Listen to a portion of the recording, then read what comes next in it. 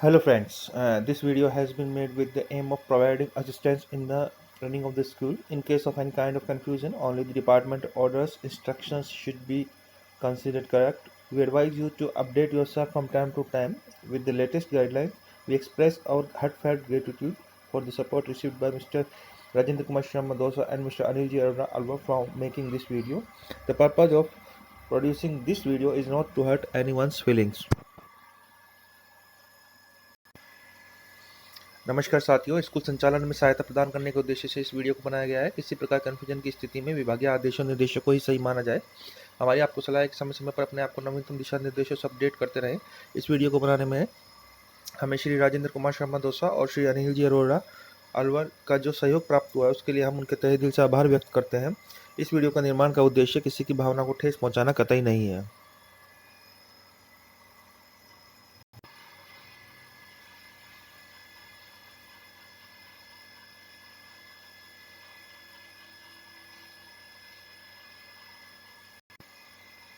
अगर आपने अभी तक इस चैनल को सब्सक्राइब नहीं किया है तो जल्दी से सब्सक्राइब कर दीजिए।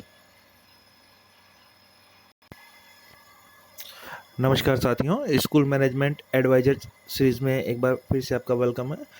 और ये इस सीरीज़ का 8th वीडियो है। इससे पहले हम 7 वीडियो आपको दे चुके हैं। डिस्क्रिप्शन में उनके आपको लिंक मिल जाएंगे।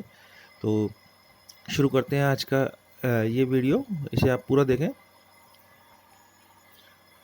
ये वीडियो इस सीरीज़ का लास्ट वीडियो है।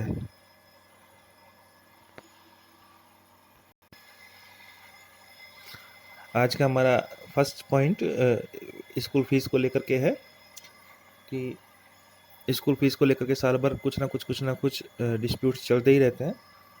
तो शुरू करते हैं आज का पहला पॉइंट। गैर सरकारी स्कूलों का संचालन केवल और केवल छात्रों से मिलने वाली फीस से ही होता है। अतः फीस संग्रह निर्विवाद होना चाहिए, बिना किसी कन्फ्यूजन का होना चाहिए, बिना किसी डिस्प्यूट के होना चाहिए, पारदर्शी होना चाहिए। और इसके लिए अभिभावकों से सत्र आरंभ होने पर प्रवेश प्रक्रिया के समय ही प्रवेश फॉर्म के साथ ही संबंधित कक्षा की फीस और जमा कराने की तिथियों का स्वयं अभिभावक के हाथों घोषणा पत्र भरवा लेना चाहिए, जिससे बाद में यह नहीं कहे कि इतनी फीस तो तय हुई थी, इतनी फीस है ही नहीं, मैं तो नहीं दूंगा, या मैं तो साल के अंत में दूंगा। कि आप एक फॉर्मेट बना लें और इस फॉर्मेट में उस पेरेंट्स के हाथ से ही भरवा लें सत्र आरंभ के शुरू में ही, जैसे अब सेशन स्टार्ट होता है, कि आपकी जो टोटल फीस है वो कितनी है। उसमें पिछला बकाया भी लिखवा लें कि पिछला बकाया अगर कोई है तो वो इतना है। सभी बच्चों की फीस इस साल की इतनी है। जो भी आपको कंसेशन करना हो वो कंसेशन करके और फिर आप उसमें मार्क कर दें और मार्क करके उसका टोटल कर लें। और टोटल करने के बाद और फिर उसकी ड्यू डेट तय कर लें कि ये कौन कौन से महीने में फीस आएगी और कौन कौन से महीने में कितना कितना पेमेंट आएगा, और उस पेपर को अपनी फाइल में आप मेंटेन करें। दूसरा पॉइंट है कि फ़ीस के अलग अलग हेड आपको नहीं बनाने चाहिए। ज़्यादा फीस आपको ट्यूशन फीस, शिक्षण शुल्क के नाम से ली जानी चाहिए, क्योंकि अभिभावकों को ट्यूशन फीस ही आयकर में छूट मिलती है। बोर्ड परीक्षा फीस की नियमानुसार रसीद काटनी चाहिए और कैश बुक में आय और व्यय दोनों में इंदराज करना चाहिए। टीसी और सीसी की फ़ीस 50 + 50 100 रुपये आप ले सकते हैं और उसकी रसीद भी जारी कर सकते हैं। डुप्लीकेट टीसी व सीसी के भी 50 + 50 100 रुपये आप ले सकते हैं और उसकी रसीद आप काट सकते हैं।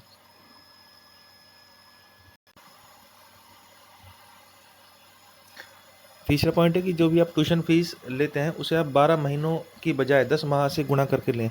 मीन्स आप टोटल फीस साल भर की लगा लें कि आप कितनी लेनी है, उसको आप 10 से डिवाइड करके मंथली फीस सेट करें।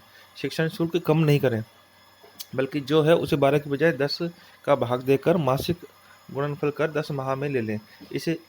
इसे माह में ही हम निर्धारित करते हैं, सरकारी विभाग नहीं। अभिभावकों को रसीद भी 10 माह की ही दें और प्रमाणीकरण भी 10 माह से गुणा करके कुल मात्र फीस लिख दें। स्टूडेंट्स फीस रजिस्टर जो आप बनाते हैं, छात्र शुल्क रजिस्टर, वो हमेशा बढ़िया छपा हुआ बनाएं। जो फीस अकाउंट रजिस्टर शुल्क विवरण रजिस्टर के नाम से जाना जाता है, जिसमें अप्रैल से मार्च तक के कॉलम छपे रहते हैं, जिसमें मई और जून के कॉलम में खाली नील छोड़ें। छात्रों के नाम फीस रजिस्टर में गैप देकर लिखने चाहिए, जिससे फीस रसीद नंबर और दिनांक भी लिखी जा सके। यदि विगत सत्र की फीस बाकी हो तो नए सत्र के रजिस्टर में पिछले बकाया फीस आपको लिख लेनी चाहिए। हाथों हाथ ही उसको अगले सत्र की जब आप फीस डालते हैं तो पिछला बकाया भी उसमें लिख दें, ताकि ध्यान रहे लेते समय।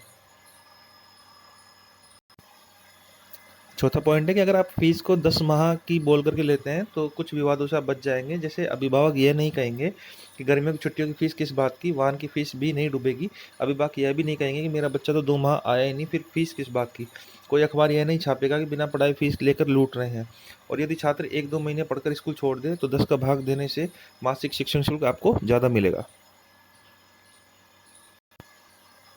अभिभावक भी खुश रहेंगे कि स्कूल वाला 2 महीने की फ़ीस नहीं ले रहा है गर्मियों की। और यदि गर्मियों में क्लास चलती है तो अभी अधिकारियों से बच्चे यही कहेंगे कि हमें निःशुल्क एक्स्ट्रा क्लास पढ़ा रहे हैं। कुल मिलाकर विरोध की बजाय सहानुभूति और फ़ीस भी वही। और हमें दिक्कत क्या है, जो आज ये बवाल मच रहा है, जितना हमें लेना है उतना तो हमें मिल ही रहा है। आप चाहे उसे 10 महीने में लो, चाहे 12 महीने में लो, पैसा तो आपको जो लेना है वही तो तय किया है आपने। 2 माह की फ़ीस माफ़ करे निजी स्कूल, ऐसा कोई बवाल फिर नहीं मचेगा। यदि सभी यही कहते कि हम तो पहले से ही मई जून की फीस नहीं लेते, और आगे सुधार करना संभव भी है।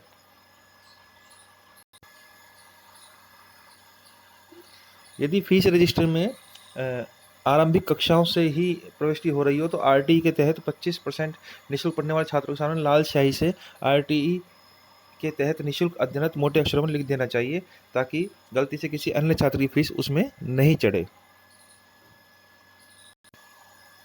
मित्रों, स्कूल फीस बड़ी स्कूलों में ही पूरी आ पाती है, जिस छोटी स्कूलें पहले से ही बहुत कम रखती हैं, जिससे भी अभिभावक थोक में कम करा देते हैं और उसे भी समय पर नहीं देते, और देंगे तो तय फीस को भी यह कहकर कम कर देते हैं कि मैंने तो इतनी ही फीस तय की थी। इसलिए एक अलग से प्रपत्र छपवाना बहुत ज़रूरी है, जिसमें सभी शर्तें, तय फीस, किस्त, तय तारीख, अन्य फीस आदि का घोषणा पत्र अभिभावकों से स्वयं भरवाएं और उसको फाइल में ज़रूर मेंटेन करें।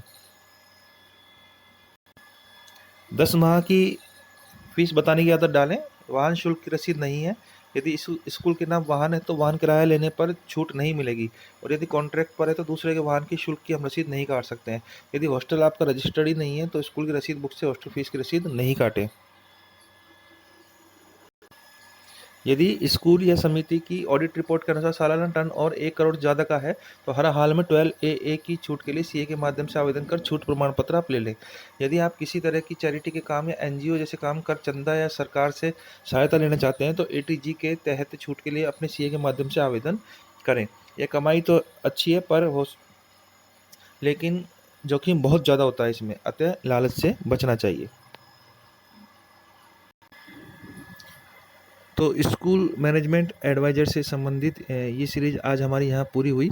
इसमें हमने स्कूल से चलाने से संबंधित सामान्य बातों की जानकारी आप तक उपलब्ध कराई। हमने कोई आपको नियम नहीं बताए हैं, हमने आपको स्कूल चलाने से संबंधित सामान्य प्रैक्टिकल जानकारियाँ इन वीडियो के माध्यम से दी है।